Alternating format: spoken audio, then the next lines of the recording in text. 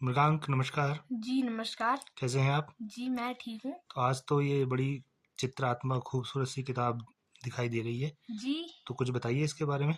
जी इस किताब का नाम है मुनिया रानी, हम्म। जिसे लिखा है गिजूभाई बधेका जी ने। अच्छा। और वैसे भी ये इसका छठा भाग है, हम्म। तो मेरे को छठा भाग ही मिला। हम्म। और जो आप इसके चित्र देख रहे हो, ये यहाँ हम्म। पीछे ये बनाए हैं आबिद सुरती जी ने। हाँ, ये बड़े मशहूर कार्टूनिस्ट चित्रकार हैं और उनके चित्र बनाए हुए हैं। ठीक। और जो गीजू भाई बधेका हैं, ये हमारे शिक्षक साथी हुआ करते थे, बहुत पुराने। और इनकी शिक्षा से संबंधित बहुत सारी किताबें भी हैं। चलिए जी आगे। तो ज़रा इस किताब के बारे में बताइए, किसने छापा है, कितने पेज हैं, कैसी किताब है? जी इस किताब को छापा है एनबीटी इंडिया ने, अच्छा। राष्ट्रीय पुस्तक न्यास भारत ने, हम्म। और ये नेहरू बाल पुस्तकालय हम्म। की है। अब अच्छा। देखो कवर पेज पे इतना सुंदर चित्र है। टोटल इसमें 7 कहानियां हैं। अच्छा। पहला संस्करण इसका 2007 में छापा गया था हम्म। और इस किताब का मूल्य है 55 रुपए। अच्छा, तो जरा एक बार इसके प्लॉट के चित्र दिखा दीजिए, अंदर अंदर से जी कैसे ये कैसे। देखिए, यहाँ वाह। देखिए, पहले ये वाह। चित्र दिख रहा हम्म। है आपको, हम्म। फिर ये भी है, आप वैसे ही रख सकते हैं, सीधा ऐसे ही, हाँ, अपने पास ऐसे जी। और वो ये देखो वो ये भी चित्र है। हम्म। और यहाँ पे तो खैर चित्र नहीं है, कलरिंग है। पीछे ये भी चित्र देख सकते हो आप, कितना झिंगुर का अच्छा चित्र बनाया है। और यहाँ पर भी एक चित्र देख सकते हैं। और कितनी कहानियां बताई आपने इसमें? 7 कहानियां हैं। अच्छा, तो पांचवी छठी ये कौन सी है? मैं हूँ मरद मुचंदर। मैं हूँ मरद मुछंदर, और छठी, 5वीं और छठी कहानी है, अच्छा। तो वो है मुनिया रानी और अल्लम गल्लम करता हूँ। अच्छा, तो और चींची चिड़िया, इसको ऐसे ही रखिए। अच्छा, तो चींची चिड़िया क्या है? चीची चिड़िया कहानी है एक, हम्म। तो बता देता हूँ कि क्या क्या है चीची चिड़िया वाली कहानी में। हम्म। तो इसमें क्या है, एक चिड़िया होती है हम्म। और राजा होता है। अच्छा। तो जैसे पुराने टाइम पे राजाओं का आलीशान महल था, बाग भी होते थे। तो एक दिन बाग में उड़ते उड़ते पहुंच गई और वो दाना चुग रही थी, लेकिन तभी उसको जमीन में पड़ा हुआ मोती मिल गया। आम बात थी, राजा से छूट गया होगा। उसने अपनी चोंच में वो पहन लिया और अपने पे इतराती हुई वो पेड़ पे चली गई। अच्छा। बैठ गई। फिर वहां से राजा गया, राजा की सवारी निकली, कारवां गया उसके पीछे। उसे देखकर चिड़िया बोली, राजा तेरी रानी है रोती, देख के मेरी नाक में मोती। मोती है मेरा जगमग जगमग, और रानी है तेरी गड़बड़ गड़बड़। अरे अच्छा। ये सुनकर राजा ना गुस्से में ऐसा आ गया, उसके हाथ कांपने लगे। अच्छा। उसको ऐसा लगा कि चिड़िया को अभी खा जाऊंगा मैं डिनर में, लेकिन उससे वो चुप रहा। अच्छा। और फिर वो बगीचे में घूमा थोड़ी देर, फिर वो वापस लौट गया। अब जब दूसरे दिन कभी वो दरबार में जा रहा था, चिड़िया ने फिर से गाना शुरू कर दिया। अच्छा। राजा तेरी रानी है रोती, देख के मेरी नाक में मोती। मोती है मेरा जगमग जगमग, रानी है तेरी गड़बड़ गड़बड़। अच्छा। इस बार राजा को बहुत गुस्सा आया और फिर उसने जाल बिछवाया अपने सैनिकों से और चिड़िया को पकड़ लिया। अच्छा, फिर क्या होता है इसमें? अंत में क्या होता है फिर? अंत में फिर जो है राजा उसका मोती छीन लेता है। अच्छा। लेकिन जो गाना गाया है चिड़िया ने वो मैं आपको सुनाऊंगा ही, क्योंकि उसी में मजा है। अच्छा। तो जब राजा उसका मोती उससे छीन लेता है, तो चिड़िया बोलती है, वो बहुत निडर चिड़िया थी, अच्छा। वो डरती नहीं थी किसी से भी। तो उसने कहा, राजा तू कैसा भिख मंगा, छीन लिया मेरा मोती चंगा। अच्छा। मर जा डूब संग रानी के, कल कल कल कल कर बहती है गंगा। अच्छा। अब भाई जो था राजा, राजा का पारो सातवें आसमान पर चला गया। अब वो उसने सोचा, मैं भिखारी हूँ नहीं, मैं तो इस पूरी दुनिया का राजा हूँ। अब मेरे को किस बात की कमी है रे। फिर तब तो फिर जो है राजा था, उसने चिड़िया को उसका मोती वापस दे दिया। अच्छा। अब चिड़िया ने फिर राजा को चिढ़ाते हुए बोला, राजा तू है कैसी वीर, दे दिया मोती बिन चलाए तीर। छोड़ के गद्दी जा जंगल में, बन जा संत महंत या बड़का पीर।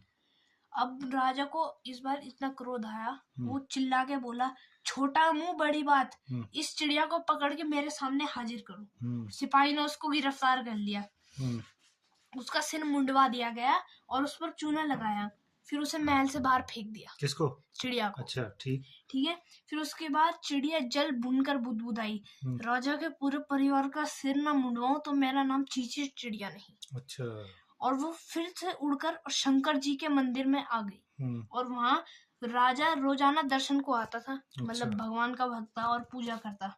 और पूजा में जो गाता था, हे शंकर भगवान दो, भर भर के भंडार दो, अरबों दो फिर खरबों दो, फाड़ फाड़ के छप्पर दो। मतलब वो ये मांग करता था कि मेरे को खूब सारा धन मिल जाए। अब आज भी वो शंकर भगवान की पूजा कर रहा था, तो वहां पे चिड़िया छिप रखी थी और आवाज बदल कर कहा उसने, हम शिवजी बोल रहे हैं, राजा तुम्हें फूटी कौड़ी भी नहीं मिलेगी। अच्छा। अब राजा जो है असमंजस में पड़ गया। फिर उसने सिर नवाकर बोला, भगवान मुझे क्षमा करें, हमसे कोई कसूर हुआ तो मुझे माफ कर दो, आप जो कहेंगे मैं वो करूंगा। अच्छा। लेकिन मुझे छप्पर फाड़ के दो। चिड़िया भगवान जी की आवाज में बोली, तब तुम्हें और तुम्हारे परिवार को सिर मुंडवाकर माथे पर चूना लगवाना होगा। अच्छा। अब राजा था लालची, उसने भी मान लिया। अब वो खरमों के लालच में तुरंत हामी भर के अपना सिर मुंडवा दिया उसने। फिर तभी चिड़िया मूर्ति के पीछे आई जब अगले दिन राजा ने अपने पूरे परिवार का सिर मुंडवा कर चूना लगवा दिया अपने मुंह पर। अच्छा। अब भाई लालच बुरी बला है, सब लोग बोलते हैं, उसने भी यही कर दिया। और फिर चिड़िया तुरंत आकर बोली, राजा मैंने बजा दिया तेरा बाजा, राजा मैंने बजा दिया तेरा बाजा, मैं सिर मुंडी तो तू भी है सिर मुंडा, राजा मैंने बजा दिया तेरा बाजा। अच्छा। फिर यह सुनकर राजा को इतना दुख हुआ, उसने अपना सिर पीट दिया। ओह, तो ये बस इतनी है ये कहानी? जी इतनी ही है। अच्छा, चलिए, तो इसकी और कोई एक कहानी जिस पे बात कर सकते हैं? जी उसके लिए थोड़ा सोच विचार करना पड़ेगा, कहानियां तो बहुत है इसमें। चलो अब मैं बात करूंगा, मैं अल्लम गल्लम करता हूँ। अच्छा अच्छा, ये कौन सी कहानी है? ये एक मैना और एक कौवे की कहानी है। अच्छा, वाह, कलर्ड। हाँ जी। मूल्य भी ज्यादा नहीं है इस किताब का? 55 रुपए से। अच्छा ये। अच्छा। अब ये देखिए, ये कहानी है। तो इस कहानी का नाम अल्लम गल्लम करता हूँ। कौवा था और एक मैना थी, दोनों ने दोस्ती कर ली। मैना बहुत भोली थी, लेकिन कौवा इतना धूर्त था, चालाक था, लोमड़ी की तरह। फिर उसने अच्छा, ये धूर्त और चालाक जानवरों को जो कहा जाता है, ये किस हिसाब से कहा जाता है कि क्या कोई जानवर धूर्त हो सकता है? कोई जैसा आपने भी कहा लोमड़ी की तरह, ऐसा आया है इसमें लिखा हुआ? नहीं, लेकिन उसे चालाक मानते हैं लोग। क्यों? क्योंकि उनके कर्मों की वजह से, वो जिस कर्म करते हैं। तो कर्म क्या है? वो अब लोमड़ी है तो चोरी छिपे नहीं खाएगी जानवरों को, तो क्या घास खाएगी? ये भी बात है, उसका स्वभाव है ना। हाँ, स्वभाव की वजह से हम इंसानों ने बोल दिया है कि वे नहीं, पर इसमें कहीं ऐसा आया है कि कौवा था ऐसा चालाक था, धूर्त था, ऐसा कुछ आया है? या जी आया है इसमें। कहाँ पे आया है? ये देखिए यहाँ पे लिखा है, लेकिन कौवा धूर्त था। अरे अच्छा, ठीक। फिर एक रोज, अब मैना कौवे की रिस्पेक्ट करती थी, उसने कहा, कौवे भैया आओ खेत जोतते हैं, फसल होगी तो साल भर चुगने नहीं जाना पड़ेगा, चैन से जिएंगे, चैन की बंसी बजाएंगे। अब दोनों खेत पहुंचे, चोंचे खोदने लगे। अब भाई इसी टाइम पे कौवे की चोंच टूट जाती है। टूट जाती है? हाँ। अच्छा। वो कहता है, मैं ना, मेरे को जाने दो, मैं जो है लोहार के पास जाके अपनी चोंच बनवा के आता हूँ। अच्छा। अब इसके बाद वो आता ही नहीं है। अच्छा। अब मैं ना दिन रात मेहनत करती है, खेत जोती है, फिर भी कौवा नहीं आया। उसकी नीयत खोटी थी। अच्छा, काम नहीं करता है वो, कामचोर है। अच्छा, कामचोर। उसकी चोंच भी ठीक हो गई थी उसी टाइम पर, लेकिन वो पेड़ पर बैठा लोहार से गपशप करता रहा। मतलब वो आया ही नहीं खेत जोतने। अब जब मैं ना कौवे की बाट जोते जोते थक गई, उसे बुलाने आई, बोली, कौवे भैया चलो ना, जुताई का काम कब का खत्म हो चुका है, अब बुआई शुरू करनी है। कौवा बोला, अल्लम गल्लम करता हूँ, चोंच नहीं बनवाता हूँ, जाओ बहन मैं आता हूँ। मैना फिर चली गई, उसने बुआई शुरू कर दी। बाजरा बोया, कुछ ही दिनों में कोपलें फूट गई और पौधे बढ़ने लगे। अब खेत को निराने का समय था। अब मैंने फिर से कौवे को बुलाने गई, बोला, कौवे भैया चलो, बाजरा बढ़िया हो गए, अब जल्द ही निरा लेना चाहिए, वरना फसल को चिड़ियाएं खा जाएंगी, सारी मेहनत हमारी बेकार चली जाएगी। पेड़ पर बैठे कौवे ने कहा, अल्लम गल्लम करता हूँ, चोंच नहीं बनवाता हूँ, जाओ बहन मैं आता हूँ। अच्छा। अब मैंने फिर से आ गई, अकेले ही सारे खेत की निराई कर दी उसने। अच्छा। और जब फसल काटने का समय आया, तो कौवे के पास जाकर उसने कहा, कौवे भैया अब तो चलो, कटाई में देर करेंगे तो भारी नुकसान होगा। कौवे ने फिर कहा, अल्लम गल्लम करता हूँ, चोंच नहीं बनवाता हूँ, जाओ बहन मैं आता हूँ। अच्छा। अब मैं ना निराश हो गई। अब उसके अंदर जोश था कि जो है इतनी सारी फसल की हकदार मैं ही होंगी। उसने कुछ सोचा था मन में, सारी फसल काट ली उसने। अच्छा।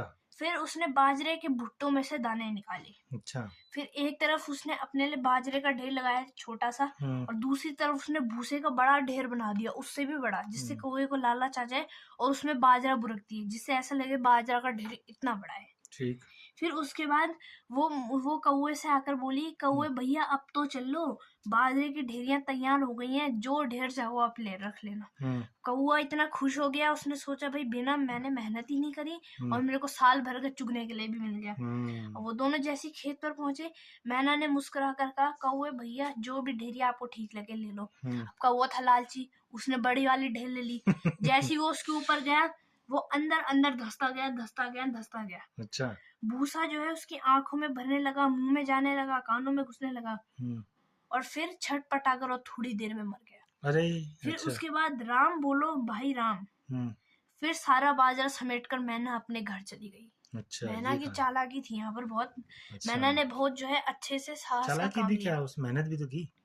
मेहनत अच्छा। के साथ साथ उसने अपने बुद्धिमानी का भी इस्तेमाल किया। अच्छा, आपकी जो आपने ये कहानियां पढ़ी, तो आपको ये कहानियां कैसी लगी? कहानियां पढ़ने में मजा भी आया, क्योंकि पहले तो इसके चित्र, फिर इसके बीच में ये भी दे रखे हैं गाने थोड़े से ये मना चंपू मना के। साहित्य बोलते हैं इसको, मतलब जिसमें कहानी भी हो और कविताएं भी हो, यानी उसमें गद्य भी हो और पद्य भी हो, इसको कहा जाता है, ये विधा है चंपू साहित्य। तो इसलिए आपको मजा आया। और जो गीजू भाई बधेका की और भी कहानियां हैं, वो भी इसी तरीके की हैं बहुत सारी। इसमें आपको लोक कथाओं का भी हिस्सा मिलेगा। और एक बात और है कि ये जो गुलदस्ता है, 7 किताबें हैं ये। कितनी हैं? 7। तो और भी किताबें हैं, इनको खोजिए, यहीं कहीं हैं घर में, तो आपको ये सब में मज़ा आएगा। तो बहुत बहुत शुक्रिया आपका। जी शुक्रिया।